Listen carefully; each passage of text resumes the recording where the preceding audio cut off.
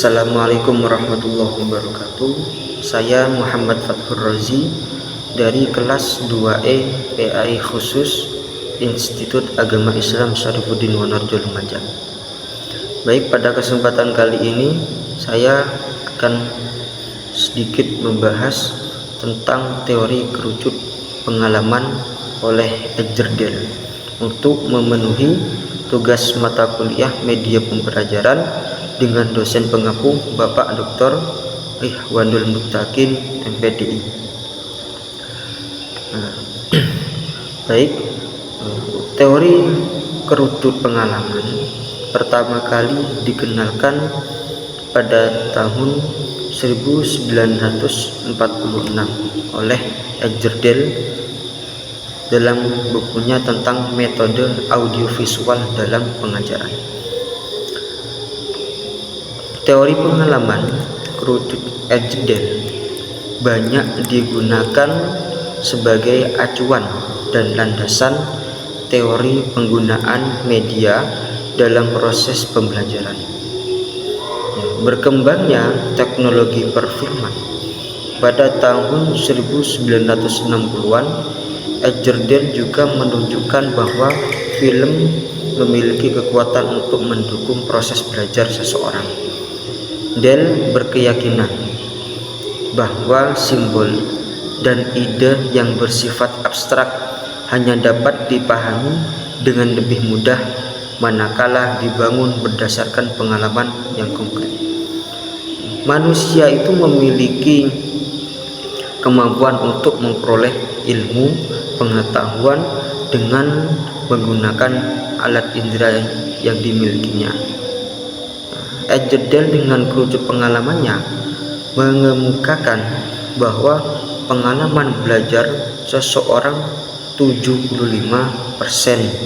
diperoleh melalui indera penglihatan, yaitu mata, 13% melalui indera pendengaran, yaitu telinga, dan 12% melalui indera lainnya.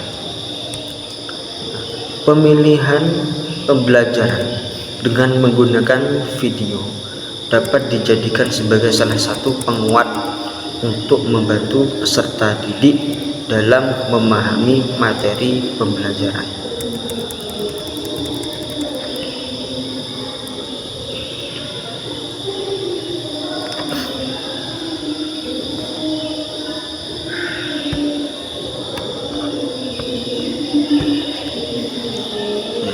Del dalam kerucut pengalaman mengatakan bahwasanya hasil belajar seseorang diperoleh melalui pengalaman langsung atau konkret, melalui kenyataan yang ada di lingkungan kehidupan seseorang, kemudian melalui benda tiruan sampai kepada lambang verbal abstrak. Semakin ke atas puncak kerucut, semakin abstrak media penyampaian pesan itu. Proses belajar dan interaksi mengajar tidak harus dari pengalaman langsung, tetapi dimulai dengan jenis pengalaman yang paling sesuai dengan kebutuhan dan kemampuan kelompok pembelajar yang dihadapi dengan mempertimbangkan situasi belajar. Pengalaman langsung akan memberikan informasi dan gagasan yang terkandung dalam pengalaman tersebut dikarenakan melibatkan indera penglihatan, pendengaran, perasaan, penciuman, dan peraba.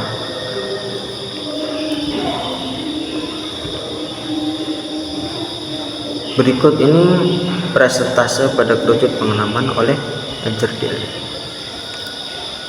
Ini kerucut pengalaman. Kegiatan membaca, tingkat pemahaman 10%.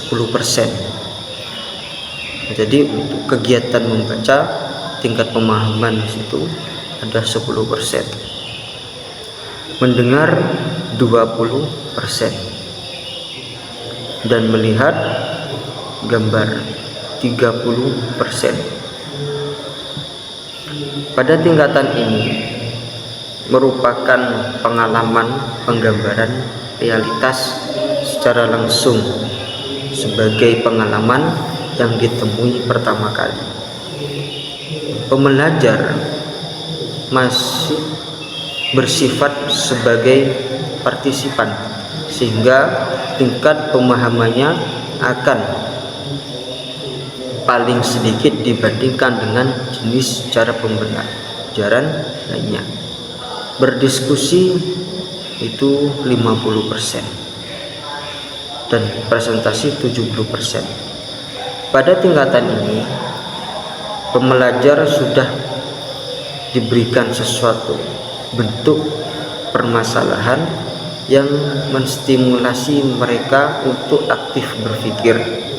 Sifat pembelajar masih partisipan karena mereka itu belum diberikan permasalahan yang konkret.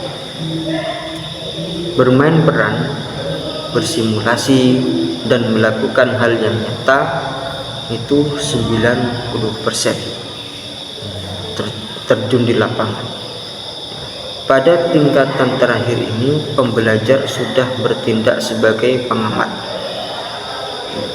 yang turun langsung dan berperan aktif dalam sebuah permasalahan, sehingga tingkat pemahaman yang diperoleh adalah tingkat yang paling besar. Jadi kesimpulannya di sini ialah kerucut pengalaman Al-Jaddad ini menggambarkan bahwa makin ke bawah makin besar tingkat pengalaman yang diperoleh, yang akan menjadikan semakin besar pula tingkat pemahaman dan penguasaan akan sebuah pengetahuan. Pengalaman langsung memberikan efek paling nyata pada sebuah pemahaman akan suatu ilmu.